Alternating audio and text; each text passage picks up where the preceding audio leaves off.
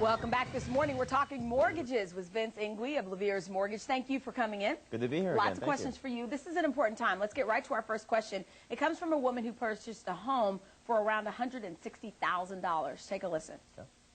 We purchased a home about 2 years ago for $160,000, and my neighbor down the street, their house, which is similar to mine, was appraised at $225,000, and I'm wondering if this is the right time for me to refinance.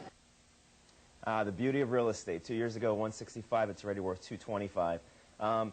This is a situational type question. I would ask you a few follow-ups. One is, how much did you put down when you first bought the house? If you did little to no money down, chances are either you have PMI or you have two mortgages where you're paying a higher interest rate. Secondly, is your credit better today than it was yesterday? If that's the case, or obviously with the extra equity, and unfortunately if you maybe acquire a little bit of credit card debt, that may be an opportunity to refi. But if you put a good amount of money down, you did a 30-year fixed loan a couple of years ago, I would say leave it alone. But if there's some unsecured debt, if there's obviously an increase in some outstanding, wrap it up, get it refinanced. Good long-term rates are still great right now. Sounds good. Here's the next question, an email. I have an interest-only loan on my home because I thought I was going to be moving in a couple of years. Now I want to stay longer. What should I do? Will I lose money down the line?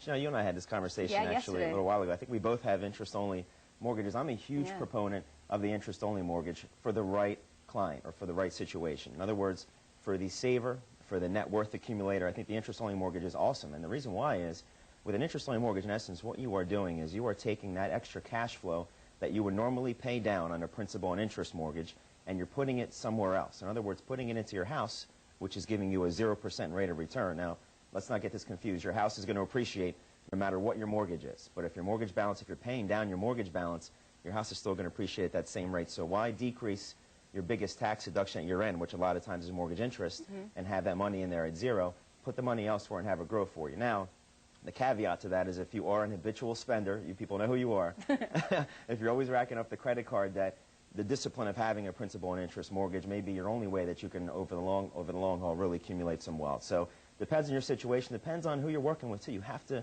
we present this to our clients as a tandem. So we work with CPAs, financial advisors as a tandem so that they understand it up front and they're coached and constantly kind of led throughout the term of their mortgage or throughout their financial future. All right, we have time for one more, but this is a big story in the headlines these days about subprime loans. In particular, there was an article in the Daily. Some low-income residents in our area were enticed by these high-cost loans, and they didn't understand them. And I guess it starts with teaser rates that make the loan seem more affordable, and then the price jumps, and then they can't pay for their homes, and they lose their homes. What's the deal here? What's going to happen? It's unfortunate for that situation especially. The market's changed. We've all seen that, and it's coming down to now accountability and responsibility. I mean, it's 40-plus subprime lenders that have gone out of business because they were just lending too aggressively to consumers. So now it's going to have to be twofold. It's going to be up to the consumer to manage their credit better than they ever did before. It's going to be up to the lender, obviously, to be much more responsible and accountable when they're letting these loans go. I mean, they used to do 55% debt-to-income ratio, you know, 580 credit scores. And let me give you just a quick situation. I had clients that 2 years ago were in a subprime situation that we did a 2-year adjustable rate mortgage for. The idea there is 2 years, clean up the credit.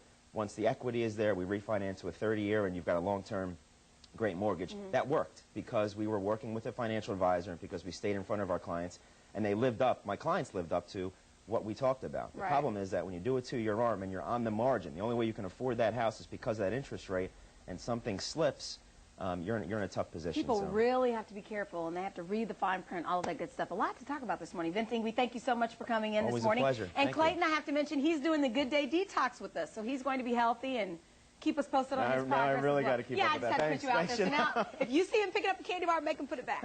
Of course, I keep saying in moderation because I just had a little bit of an Easter Bunny chocolate bar. Maybe a peep or two wouldn't hurt. There you go. Clayton? Yeah, that's right. You can go put your picture with our viewers on the Good Day Detox webpage on our website, too. You got it. So we'll have it all there.